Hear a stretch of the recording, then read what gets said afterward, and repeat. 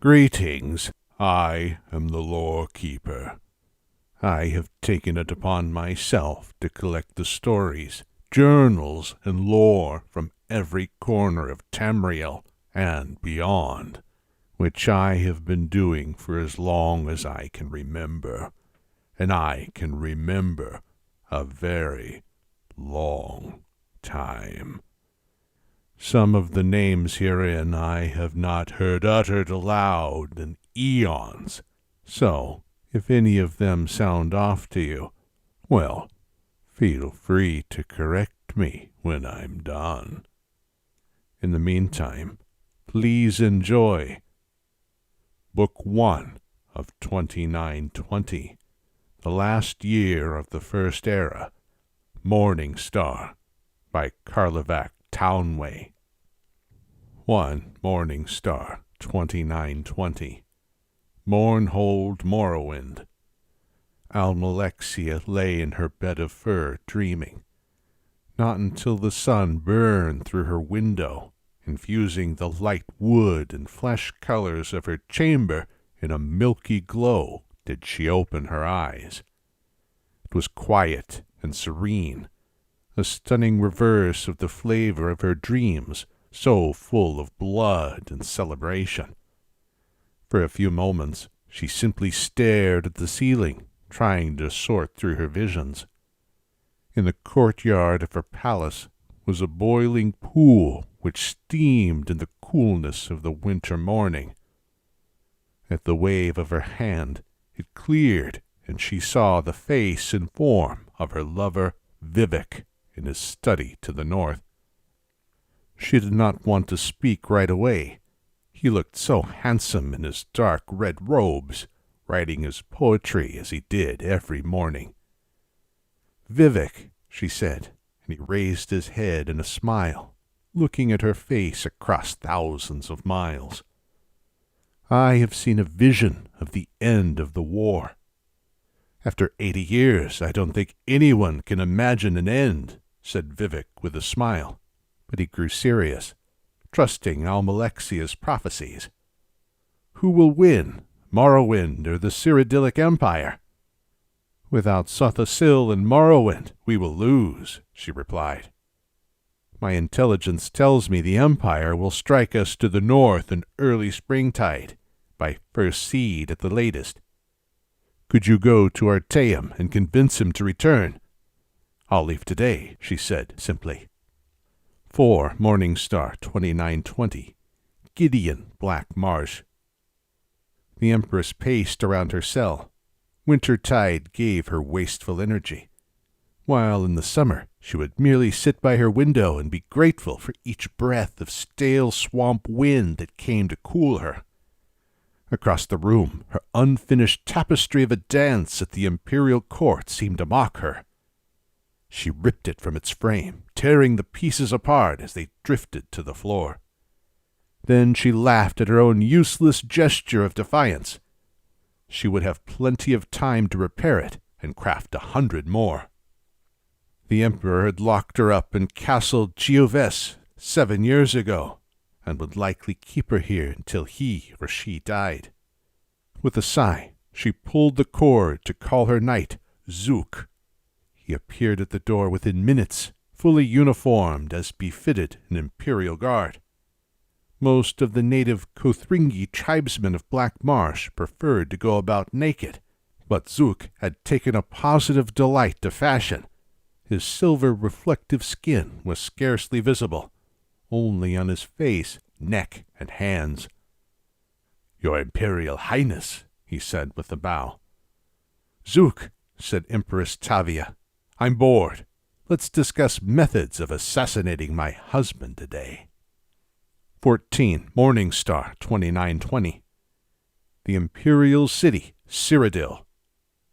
The chimes proclaiming Southwind's prayer echoed through the wide boulevards and gardens of the Imperial City, calling all to their temples. The Emperor Riemann III always attended a service at the Temple of the One, while his son and heir, Prince Julek, found it more political to attend a service at a different temple for each religious holiday. This year it was at the Cathedral Benevolence of Mara.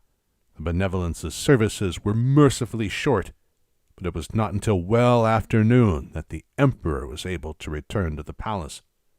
By then, the arena combatants were impatiently waiting for the start of the ceremony. The crowd was far less restless, as the potentate Versidou Shai had arranged for a demonstration from a troupe of Khajiiti acrobats. "Your religion is so much more convenient than mine," said the Emperor to his potentate by way of an apology. "What is the first game?" "A one-on-one battle between two able warriors," said the potentate, his scaly skin catching the sun as he rose. "Armed befitting their culture." "Sounds good," said the Emperor and clapped his hands. "Let the sport commence." As soon as he saw the two warriors enter the arena to the roar of the crowd, Emperor Riemann III remembered that he had agreed to this several months before and forgotten about it. One combatant was the potentate's son, Severian Chorak, a glistening ivory-yellow eel gripping his katana and wakizashi with his thin, deceptively weak-looking arms. The other was the Emperor's son, Prince Julek, in ebony armor with a savage orcish helm, shield, and long sword at his side. "This will be fascinating to watch," hissed the potentate, a wide grin across his narrow face. "I don't know if I've even seen a Cyrodiil fight an Akavir like this. Usually it's army against army. At last we can settle which philosophy is better, to create armor to combat swords as your people do, or to create swords to combat armor as mine do." No one in the crowd, aside from a few scattered Akaviri counselors and the potentate himself, wanted Severian Chorak to win. But there was a collective intake of breath at the sight of his graceful movements. His sword seemed to be a part of him, a tail coming from his arms to match the one behind him. It was a trick of counterbalance, allowing the young serpent man to roll up into a circle and spin into the center of the ring in an offensive position. The prince had to plod forward the less impressive traditional way. As they sprang at each other, the crowd bellowed with delight. The Akaviri was like a moon in orbit around the prince, effortlessly springing over his shoulder to attempt a blow from behind, but the prince whirled around quickly to block with his shield. His counterstrike met only air as his foe fell flat to the ground and slithered between his legs, tripping him. The prince fell to the ground with a resounding crash. Metal and air melted together as Severian Chorak rained strike after strike upon the prince, who blocked every one with his shield. "We don't have shields in our culture," murmured Versidou Shai to the Emperor. "It seems strange to my boy, I imagine. In our country, if you don't want to get hit, you move out of the way." When Severian Chorak was rearing back to begin another series of blinding attacks, the prince kicked at his tail, sending him falling back momentarily. In an instant he had rebounded, but the prince was also back on his feet. The two circled one another until the snake man spun forward, katana extended. The prince saw his foe's plan and blocked the katana with his long sword and the wakizashi with his shield. Its short punching blade impaled itself in the metal, and Severian Chorak was thrown off balance.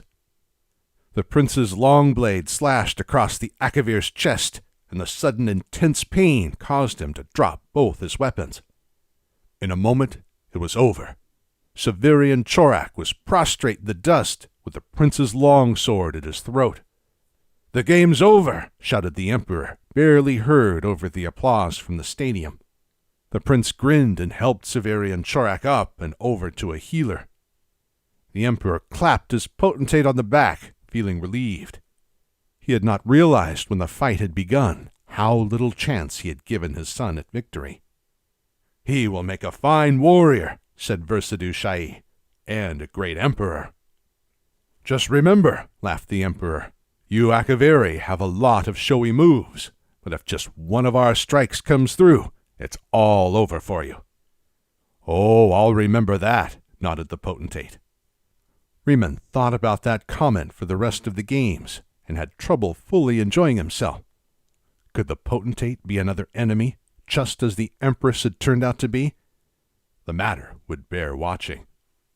21. Morning Star, 2920. Mournhold, Morrowind. "Why don't you wear that green gown I gave you?" asked the Duke of Mournhold, watching the young maiden put on her clothes. "It doesn't fit," smiled Tarala, "and you know I like red." "It doesn't fit because you're getting fat," laughed the Duke, pulling her down on the bed, kissing her breasts and the pouch of her stomach. She laughed at the tickles, but pulled herself up, wrapping her red robe around her. "I'm round like a woman should be," said Tarala. "Will I see you tomorrow?" "No," said the Duke. "I must entertain Vivek tomorrow, and the next day the Duke of Ebonheart is coming. Do you know, I never really appreciated Almalexia and her political skills until she left." "It is the same with me," smiled Tarala. "You will only appreciate me when I'm gone." "That's not true at all," snorted the Duke. "I appreciate you now." Tarala allowed the Duke one last kiss before she was out the door. She kept thinking about what he said. Would he appreciate her more or less when he knew that she was getting fat because she was carrying his child? Would he appreciate her enough to marry her? The year continues, and suns dawn.